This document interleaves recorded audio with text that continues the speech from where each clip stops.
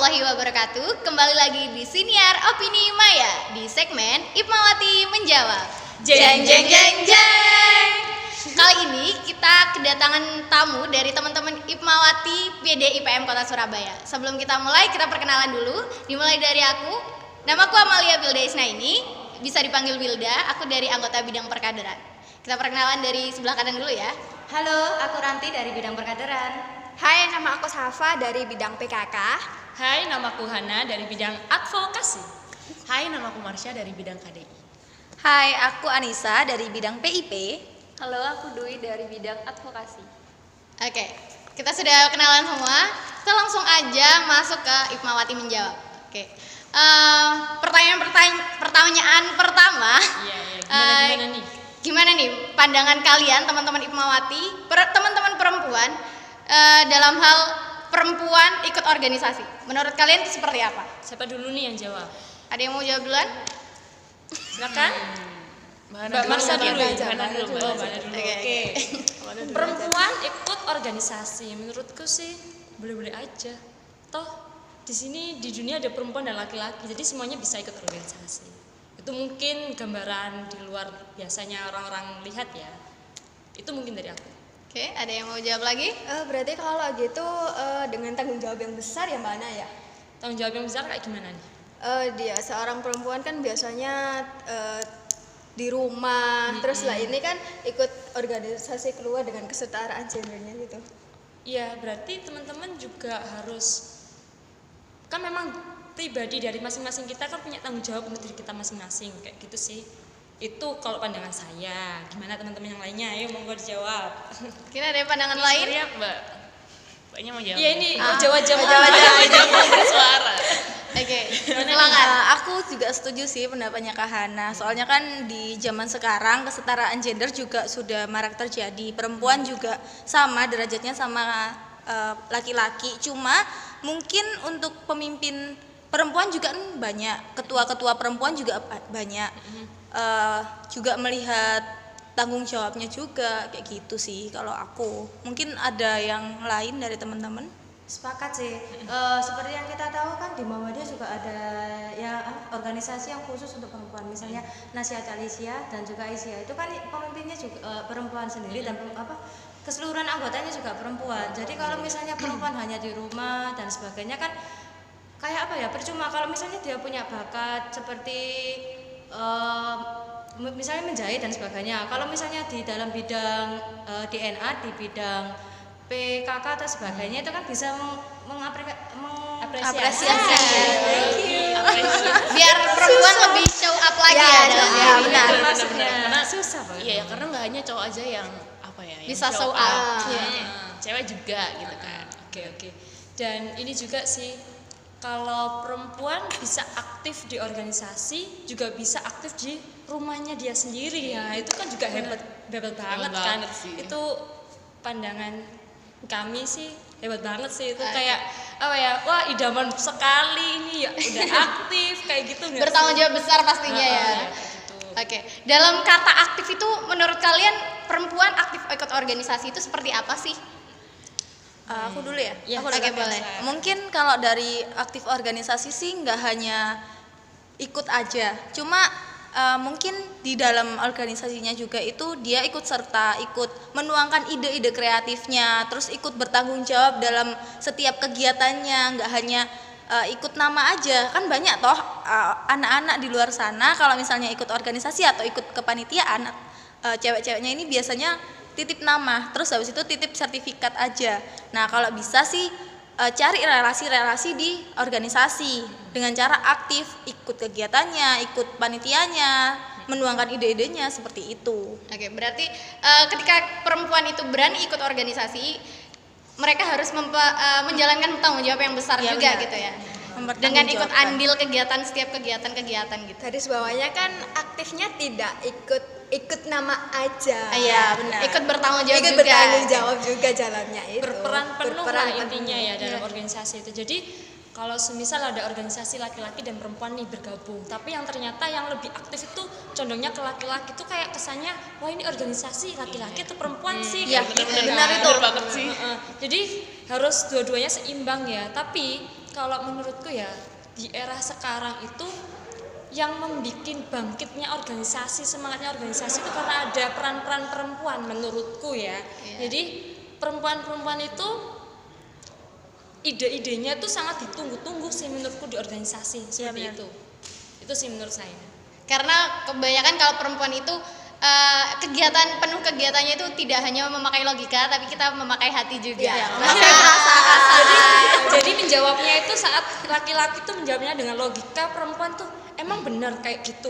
Emang kalau semisal lah itu kan dia bisa menjawab, bisa membantah seperti itu ya. Terus juga peran perempuan juga penting. Kalau misalnya ada temennya di situ nggak aktif, yang berperan itu cewek biasanya.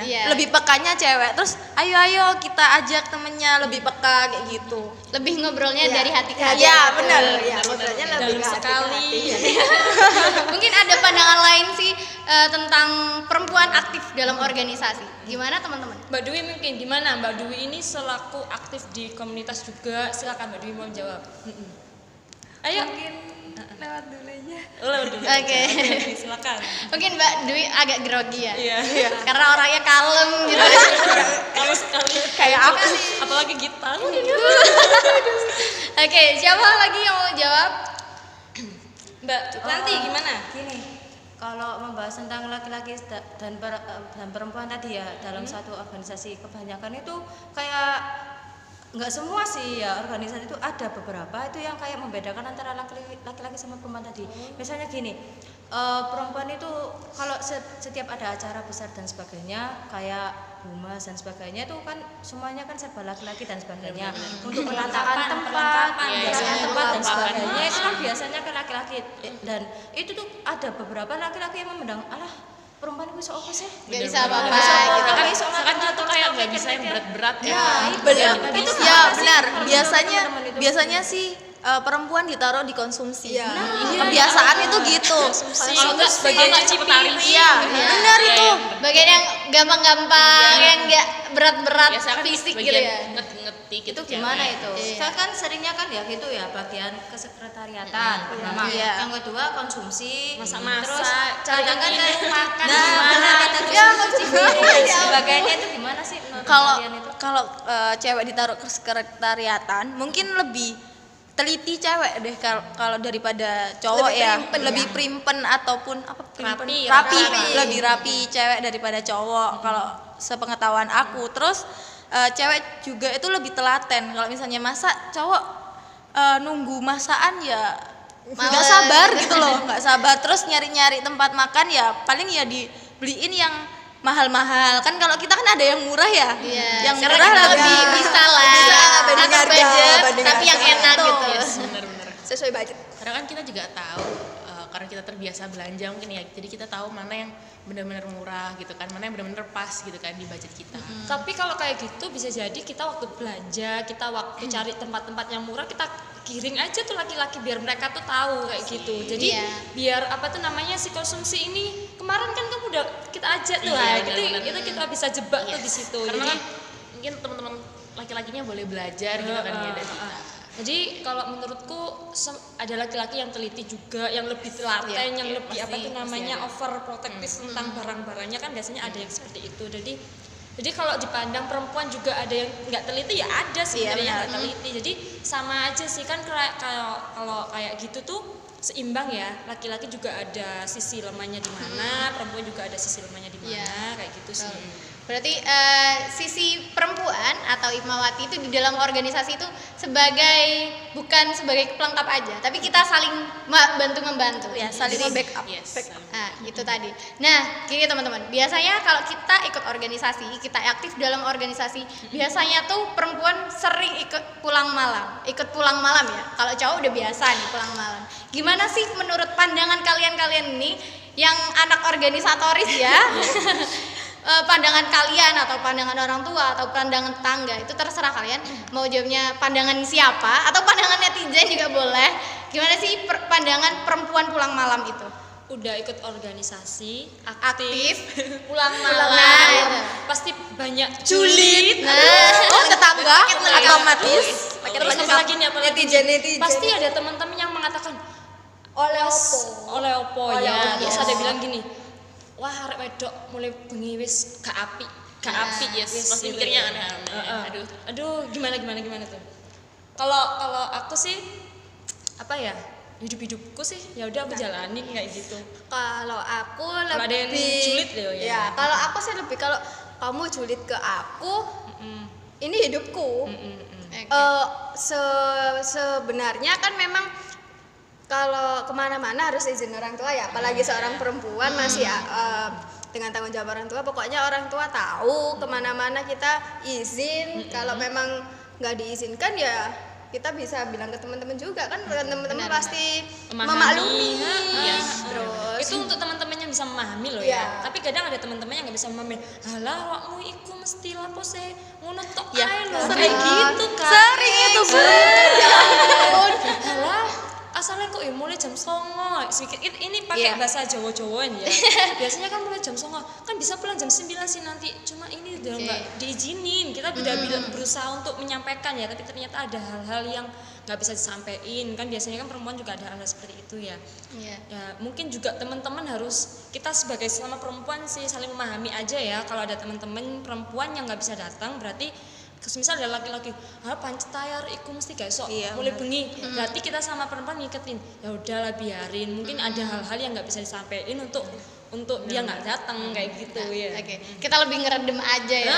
Jadi ada yang saling julid di Padahal antara sebenarnya kita juga, aduh kenapa sih ini nggak jadi datang? Biasanya kayak gitu. Cuma apa itu namanya, untuk mencairkan suasana sebagai perempuan kita ngadem-ademi aja untuk teman-teman yang lainnya. Gitu. Saling dukung lah intinya. Ada nggak sih kalian pengalaman dijulitin atau dimarahin orang tua? Mungkin dari Mbak Dwi bisa menjawab, karena Mbak Dwi ini aktif dalam komunitas organisasi. Tapi yang paling kalem di antara kita. Iya. Diem aja dari tadi. Mungkin kalau menurut aku ya, kalau dari orang tua, mungkin orang tua itu khawatir kepada anaknya itu, mungkin kalau kita nggak ada komunikasi, mungkin kita susah dihubungi, atau kita juga asal keluar tapi lupa kabarin lagi di mana, terus lagi ngapain kayak gitu.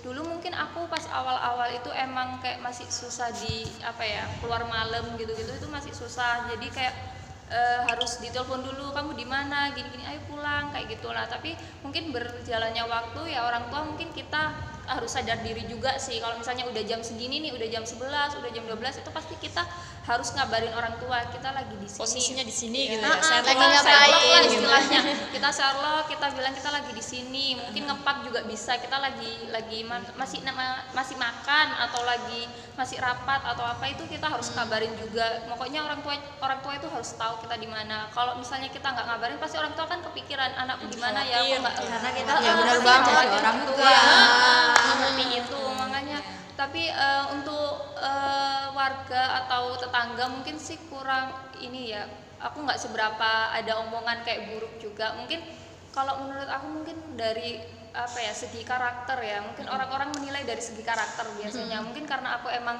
terkesan kalem, terkesan kayak pendiam, jadi kayak Tapi orang-orang malam gitu pulang ya. malam, tapi mungkin jadi Udah pendiam Pulang malam. Datang orang takut ya.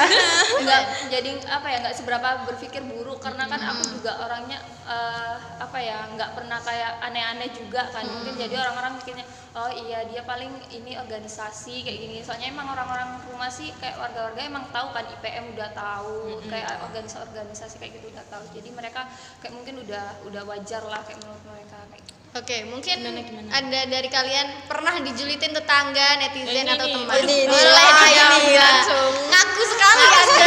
Apakah jawaban ini dari hati atau bukan? Ya benar banget. Pernah sih pas waktu, jadi aku SMA ini sekilas info ya. Aku SMA itu jarang banget dibolehin pulang malam. Jadi batas aku organisasinya nggak apa-apa. Jadi meskipun aku berangkat pagi pulang malam nggak apa-apa, tapi sampai jam 9. Jadi batasnya sampai jam 9. Kalau lebih jam 9 malam itu udah dimarahin dari orang tua. Akhirnya dari situ aku mulai belajar, kalau misalnya aku ikut organisasi ini harusnya aku pulang jam 9 biar nggak biar nggak dilarang-larang organisasi. Nah setelah itu pas waktu kuliah, ini mulai kuliah, nah itu mulai jam 10 ya aktif-aktifnya jam 10 itu nggak apa-apa dari orang tua. Mungkin dari orang tua udah paham lah anaknya ini kan kuliah kayak gitu, anaknya kuliah, anaknya organisasinya juga banyak. Nah yang tidak paham adalah orang tetangga atau orang lain ya. Nah dia itu sebenarnya di kampung atau gang itu sepi, udah sepi jam 10 atau jam setengah 11-an udah sepi. Nah pas waktu saya datang, motor saya udah sampai depan rumah, tiba-tiba orang yang di depan rumah saya itu keluar. Terus dia maling. Enggak, bukan maling sih sebenarnya. Kan aneh gitu loh. Pas waktu Kita lewat iya, itu sepi, iya tapi kita lewat pas waktu kita lewat sepi, pas waktu kita turun dari motor itu ada orang. Dia buka pintu, habis itu langsung ngelihat aku, cuma ngelihat aja sih. Terus aku udah paham, wah ini udah bahan rasan-rasan ini kayak gitu. Soalnya soalnya udah ada sih temen atau tetangga itu juga digituin sama orang itu kayak gitu. Susan ya. Akhirnya cuma ya emang diomongin, tapi orang tua sendiri udah paham. Dan kebanyakan tetangga sebelah kanan kiri itu keluarga sendiri, jadi udah paham sih. Kalau yang depan rumah enggak, itu tetangga yang julid. Iya, yang julid. Jadi dia tidak paham. Jadi sebenarnya orang tua juga udah percaya ya, Iya, sebenarnya benar. kalau meskipun kita aktif itu orang tua percaya ya. Iya. Makanya itu kalau bisa, kalau misalnya emang orang tua percaya, jangan sampai kita ngerusak kepercayaan orang tua kayak gitu. Sebenarnya sih kalau orang tua percaya itu karena gini sih sebenarnya. Kalau aku ya ketika ikut organisasi sama sekolah itu harus balance. Iya, benar. Jadi hasil sekolah itu enggak boleh kalah sama organisasi. Jadi kalau sekolahnya berantakan ya jangan sampai organisasinya lebih bagus. Soalnya kamu organisasi, kembali lagi, organisasi dapat apa? Ya. Gitu loh. Kan masih pandangan orang awam kayak gitu itu ya. kan sekolah yang menentukan masa depan, kamu Oke, nanti oke. kerja apa? Kan organisasi itu apa itu kamu dapat apa? Maksudnya kegiatan-kegiatan luar itu Iya. emang kamu dapat apa? Pasti kan ada Pasti pertanyaan. banyak gitu. sih sebenarnya. Apalagi kan juga kita tuh yang pandangan tetangga kan gini, mulai bengi ku lho lapo sih. Iya. Gitu loh. Oke. Organisasi ku lapo paling yo Tapi- omong-omongan tuh. Tapi aku kurang setuju ya kalau ada perkataan organisasi kamu dapat apa? Atau nang sekolahan kamu belajar gini-gini ya. Oke, di sekolahan kita belajar itu akademik ya. Akademik kita belajar di kelas, kita belajar pelajaran apapun. Di organisasi banyak hal kehidupan yang kita pelajari di sana. Menurutku seperti itu. Karena apa ya? Ada hal-hal yang nggak aku pelajari di sekolah, Iya, itu aku dapatkan di organisasi. Banyak banget sih itu. Tapi nggak hanya buat kehidupan aja sih Mbak, ada soft skill juga kayak misalnya public speaking, terus nambah relasi juga kayak gitu. Oke. Menurut kalian apa sih yang kalian atau perempuan-perempuan ini dapat di dalam suatu organisasi?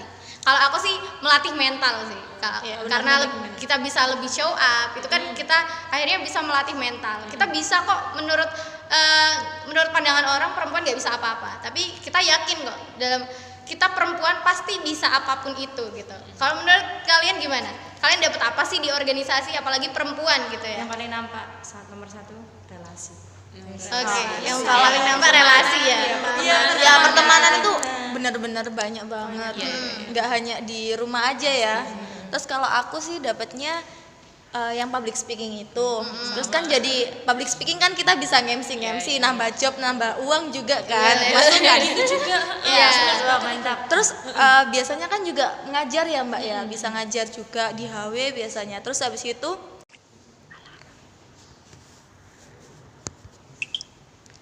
terus kalau aku juga ngelatih mental juga, benar katanya Kak Wilda tadi, nambah-nambah relasi kayak gitu. Oke. Mungkin ada lagi? Kalau dari aku mungkin lebih ke personality ya. Kan orang kan beda-beda. Mungkin ada yang sebelum masuk organisasi tuh kaku dan sebagainya, terus kayak malu-malu ngomong sama orang kan. Tapi ketika aku udah masuk organisasi, kemudian aku berdinamika di dalamnya, aku jadi kayak gampang gaul sama orang gitu. Iya, benar. Lebih Lebih luas, nggak malu-malu Lebih lagi. bisa menghadapi cara menghadapi orang seperti ini tuh Iya, dan itu pasti sih karena kan organisasi kan orangnya beda-beda ya, karakternya beda beda-beda. usia kayak gitu ya kan. Iya, benar-benar. Jadi kita dapat apa bisa lebih memahami psikologis orang itu gimana gitu. Nambah juga ini biasanya kan di organisasi ada masalah nih. Ada masalah personal ataupun di dalamnya ada Di perkelompok. iya per kelompok kayak gitu kan. Nah, itu kita bisa menghadapi gimana caranya biar kita menyelesaikan masalah tersebut, kita menghadapi permasalahan tersebut kayak gitu. Apakah Lebih itu dewasa. bisa dihadapi sendiri atau Iya. bersama-sama, bisa sampai kayak gitu kan, karena ini kan kegiatan kelompok lah, tapi kita yang melawan sendiri itu nggak Iya. akan bisa. Jadi Nggak kalau emang bisa. kelompok ya kita selesaikan bareng-bareng kayak gitu. Terus aku mau jawab nih yang tadi. Terus kalau semisal kita pulang malam nih ya, terus ada banyak cibiran gitu ya, ya pastinya itu ya. Terus kalau aku pribadi itu nunjukinnya gini, kalau kita kampus tuh kan ada jasnya, ataupun kita Iya, benar. organisasi kan ada jasnya. Jadi waktu pulang itu meskipun tengah malam jam berapapun, jam 12 atau berapapun, aku pakai tuh jasku. Oh, Jadi gitu. biar Tahu menunjukkan dari tahu dari mana. Oh, apa namanya? Maksudnya tuh kita pulang nggak semisal kayak gini kan polosan gini kan kelihatannya kan kayak Dia ngerti jalan-jalan, dari nggak mana, tahu apa-apa. dari mana. Tapi kalau kita pakai jas atau pakai seragam, oh apa tuh ada kegiatan berarti seperti ini. Seperti itu sih untuk menunjukkan ke orang lain. Mungkin kalau aku sih gini ya, kan biasanya yang rumpi kan orang tua ya, orang tua dan tetangga. Kita kan nggak ikut rumpi. Kalau aku nunjukinnya mungkin aku cerita ke orang tua, aku habis nge-MC ke sini, aku habis gini, aku habis ketemu orang penting ini. Habis itu aku tunjukkan fotonya. Nah, dari situ orang tua aku bisa cerita ke tetangga-tetangga. Akhirnya kan mereka bisa terbuka gitu loh pandangannya mengenai kita, pandangan jeleknya itu kayak gitu. Tapi di lain itu, di lain cerita, di lain percakapan ya langsung itu biasanya kan emang penyampaian mulut ke mulut itu Iya, cepat. Cuma sekarang lebih cepat lagi tuh pakai media sosial. Iya, Kita benar. kan punya Instagram, punya WA tuh. Nah, kita bikin aja story. Oh, lagi di sini, posisinya di sini. seperti Kegiatannya ini. apa gitu. Iya, itu sama Jadi, siapa aja Apa gitu. tuh namanya ada orang yang misal kita nge-save tetangga kita tuh meskipun satu tapi kan ternyata Ya, oh, anak iya, ini sih, gini. itu aktif gini loh Iya, kayak iya. gitu. Jadi biar nggak perlu kita menjawab tapi ada hal-hal yang Pembuktian. Pembuktian. Yes, jadi karena aku- memang kebanyakan orang butuhnya itu nggak Iya. apa tuh jawaban Omongan aja. jawaban Ada nggak fotonya. gitu. Seperti itu. tapi tadi aku juga sempat mikir sih, jadi kalau dari media sosial kan nggak semua tetangga kita pakai media sosial gitu, apalagi nge-follow Instagram kita. Cuman ya benar tadi sih, misal ada satu tetangga kita mungkin kita kenal sama anaknya, terus kita nge-follow, terus anaknya cerita ke ibunya dan sebagainya kan itu juga bisa. Jadi orang tuanya nggak jadi julid ya. Iya. Jadi julidnya baik. Julidnya baik. Orang tua teman kita yang dijulit gitu kan. Syukur-syukur anaknya diikutin sekalian. Diikutin Iya, sekalian enggak apa-apa. Masa kita perlu menunjukkan ini loh, aku ikut ini gitu, pakai Print gitu ya. Iya. Di depan rumah Iya, ada di depan, banner, iya. aku ikut organisasi ini jam atau ada Tolong jangan jadwalnya. terus kita ditunjukin tuh di Iya. sana. Oke. Pertanyaan terakhir, kita masuk pertanyaan terakhir. Tips apa sih kalau kita mau pulang malam? Oke. Kita menghadapi orang tua, tetangga, atau teman Satu-satu ya, atau jawab netizen. satu-satu. Boleh. Dari Mbak Ranti dulu. Oke, yang lain dulu. Siapa yang mau dulu, jawab? aku dulu. Satu-satu Ini nih ya. yang sering dijulitin. Ini sulit. Mungkin buat tips teman-teman, yang pertama mungkin jangan lupa izin sama orang tua, ngabarin. Komunikasi. Iya, komunikasi ke orang tua kalau misalnya emang mau pulang malam atau telat pulangnya. Terus jangan lupa juga difoto kegiatannya kalau misalnya orang tuanya nggak mudah percaya dengan omongan kita, difoto kegiatannya. Ini kita lagi di sini, Ibu, kayak gitu. Terus setelah itu mungkin setelah sampai rumah itu dijelasin kita di sana acaranya seperti ini kayak gitu sih aku pendekatannya. Atau enggak, kalau malamnya emang kita dimarahin ya nggak apa-apa, nanti paginya kita bisa jelasin, kita coba rayu-rayu lah kayak gitu. Oke. Ambil timing yang tepat gitu. Iya ya. benar. Kalau aku nomor 1 jujur dulu ya. Saya di mana, terus saya sama siapa. Itu penting kan? Iya, benar. Terus izin tadi, terus jangan pernah pakai nama temen. Itu. Maksudnya gimana tuh? Jadi kalau seumpamanya kita sebenarnya jalan-jalan, tapi kita pakai temennya nama organisasi, kan ada tuh. Kan ada seperti itu, kayak Ya, misalnya kan nggak mau boleh jujur. ya. Ya, Harus tidak jujur. Itu nggak boleh ya. Oke. Itu Biar nanti kedepannya nggak dimarahin. iya. Biar nggak percaya boleh. orang Dan tuanya. ini Mbak Ameng, itu kalau yang ikut organisasi gitu kan, karena penting menyakup seluruh orang kan. Cuman biasanya ada yang mungkin kalau jalan-jalan biasa ikutin nama temen itu malah lebih aman gitu loh. Ya, tapi kan kalau ini dalam konteks itu ya, pulang malam karena Organisasi. Benar-benar. Oke. itu soalnya nanti takutnya Salah yang salah paham. pahamnya. Jadi nggak dikasih tanggung jawab lagi sama Iya. orang tua. Mungkin ada lagi yang mau kasih tips. Mbak Dwi gimana? Kalau aku mungkin ini ya, pertama dari segi orang tua. Untuk orang tua itu mungkin kita harus lebih pengertian juga. Kita harus selalu beri kabar kita di mana. Terus tadi kayak ya. seperti tadi yang aku bilang, kita harus selalu kasih kabar, selalu kayak apa ya, mastiin lah orang tua itu nggak kebingungan cari kita gitu lah.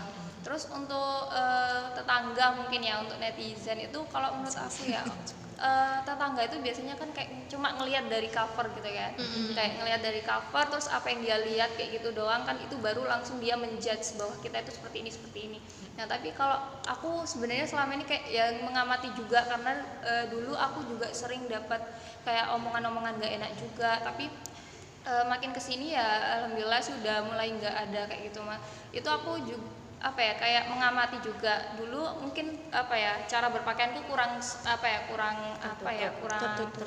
tertutup kayak gitu. Jadi akhirnya warga itu kalau aku pulang, kalau pernah kan sesekali misalnya tugas kelompok atau apa gitu kan, pulang malam pasti mereka kayak, wah udah gak bener, ini gak bener. Aku pernah dibilangin kayak gitu, padahal itu aku kerja kelompok di rumah temanku, dibilangin kayak, wah udah gak bener ini, digituin beneran. Aku lewat tuh gitu, aku sampai, loh kok gini ya gitu kan. Terus mungkin lama kelamaan aku udah mulai kayak memperbaiki tampilan, kayak pokoknya tuh udah lebih baik, kayak lebih sopan juga gitu mungkin. Jadi dari situ warga-warga kayak tetangga itu juga kayak udah mulai apa ya, mungkin ngelihat karakterku udah kayak udah lebih sopan, Lebih kalem.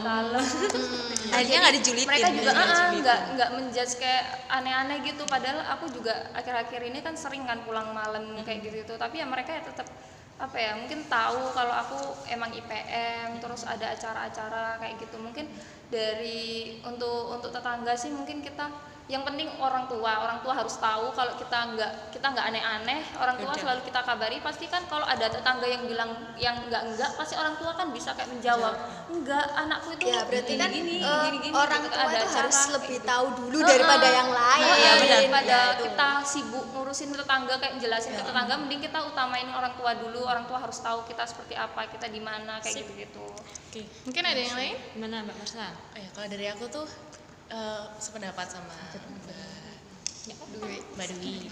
Jadi apa ya, sebenarnya yang orang lihat dari kita tuh sebenarnya dari diri kita sendiri. Kan nggak mungkin orang lihat langsung kan. Kalau dari orang tua sendiri tuh apa ya, kalau misalnya kita nggak baik, pasti orang tua udah nggak percaya sama apa yang kita lakuin, karena kita sendiri kayak nggak ada hasilnya yang baik-baik aja gitu loh.